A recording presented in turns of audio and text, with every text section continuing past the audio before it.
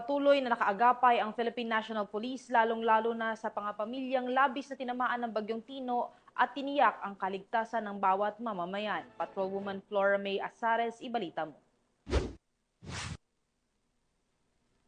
Mabilis at mahusay na operasyon ng Iloilo Police Provincial Office at Pasay City Police Station ang nagresulta sa matagumpay na pagligtas sa dalawang hostage at mapayapang pagsuko ng isang lalaking sospek sa Barangay Himat-A, Pasay City, Iloilo. Nito lamang Miyerkules, 5 ng Nobyembre taong kasalukuyan. Dakong alas 8 ng umaga, nagsimula ang insidente ng pagbantaan ng sospek na nakilalang si alias Toto, 34 anyos, residente ng naturang barangay, ang dalawang biktima na si Nanay Liling at isang minor de edad na batang lalaki. Pinangunahan ni na Police Colonel Bayani M. Razalan, Provincial Director ng IPPO, at Police Lieutenant Colonel Herman Magbanwa III, Hepe ng Pasay City Police Station, kasama ang mga miyembro ng PNP SAF sa ilalim ng superbisyon ni Police Lieutenant Bobby D. Paltikan. Kasama ang Pasay City at IPPO Special Weapon and Tactics ang isang matagumpay na negosasyon at operasyon. Sa pamamagitan ng maayos na koordinasyon at disiplina ng mga pulis, nailigtas ang mga hostage dakong alas 11:30 ng umaga. Bagamat nagtangkang tumakas ang sospek,